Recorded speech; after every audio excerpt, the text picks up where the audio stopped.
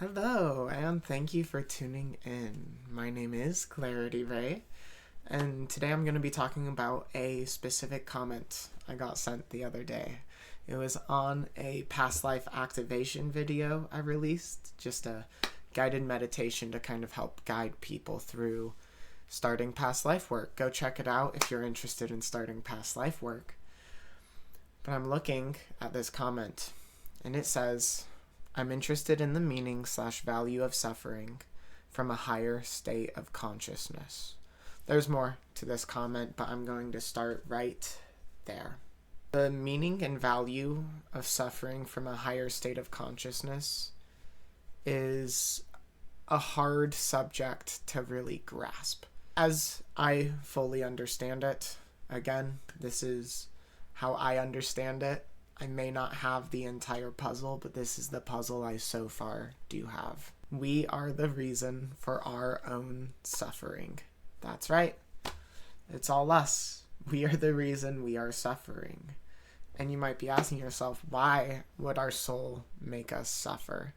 Is it even up to our soul? And as far as I'm aware, it is. Our soul signs the contract. It writes it, most of it, sometimes all of it. Signs it off. It agrees to the conditions of mind, space, and time, and we're here to live certain lessons through that contract. And in the soul's aspect, pain is just a thing. It's not trying to hurt us, it's just trying to communicate with us. Our ego sees it as hurt, and when our ego is living through the mirror, that hurt is directly translated as suffering. But if our soul signed the contract for us to experience the hurt, is it the world bringing us suffering, or is it really just us bringing the suffering to ourselves? To give a bit more background on this, in my experience, my past 7 lives were all suicide lives. Finding that out felt weird, because I have wounds from these past lives that I've had to work through. I've sat through these lives, parts of them, and I know exactly why my soul chose all 7 lives. It took a bit for me to truthfully grasp, but the reason my soul decided to live 7 lives, killing myself back to back to back to back, is because of where it was at in its soul story. I talked about this in the last video, but it goes from desire to hate to spite to love. That's the pattern I see in past lives. And I was spite leading up to love. I did things with desire, and I was filled with craving for more.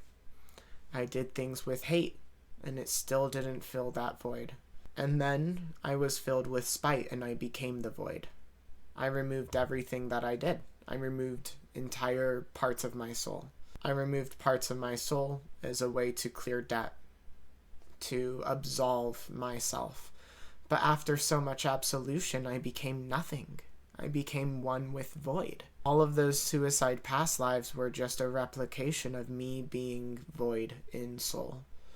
There was no outer substance. There was no inner being in this shell. It was just a shell for 7 lifetimes. And through love, through letting go of the spite, in the absolution of nothingness, I was filled with love and light. I had my being still, I had my shell, I just had to fill it. And it took completely absolving myself through my own suffering in emptiness to actually find love. And in those experiences, our egos go, isn't that cruel? Isn't that suffering? Why is that okay? And it's because I can now be here after those 7 lifetimes to be the most loving being I can be. The most proud, the most happy, the most positively infectious. To be able to hold my peace and hold my love and have the world replicate it. That's why. If you see someone who is living in desire and you can tell they'll never be satisfied, they're on stage 1, maybe stage 2. And at some point in their past life journey, they're going to have to absolve as well. And in that absolution, in the absolute darkest of voids, is where they will also, someday, find love. This most recent lifetime, I didn't make my own contract. I made all my contracts before. It was all control. It was all how I wanted to do it. And by the end of those 7 suicide lives, all my debts paid off and I'm still not whole. I had a vision of it. I was at a coffee table. Sitting across from me is the embodiment of the universe itself. And it's just not words, but motions. But I can kind of translate the words.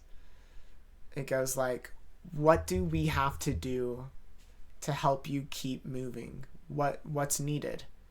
What do you want? And all I could feel was just the emptiness inside of me. And then they were like, let us write it. Let us write this next contract for you. And I let go. I let the outer shell, the consciousness of all, write it for me. And that's the life I'm living now. All of this pain and suffering was not pain and suffering. It was all for me, not to me. And I only know that because I know it wasn't people doing it to me. It was people doing it to themselves in their mirror, and me reflecting that into my later life. Until I change the reflection myself. I break the cycle. And that's what it's all about.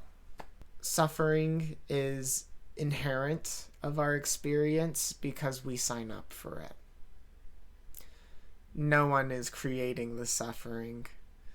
It's almost like a loop where if we need suffering to learn, then at what point do people stop spreading suffering if suffering is the way people learn?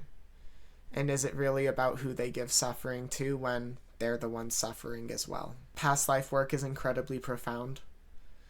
And a lot of these concepts extend so far beyond the ego, it's easy to see them as cruel. It's easy to see these things as suffering. But the only thing we can truly change is ourselves. And when we change the suffering in us, we change the suffering in the collective, and then the collective changes and has less suffering. I say these things with light, love, and clarity. Thank you so much for watching.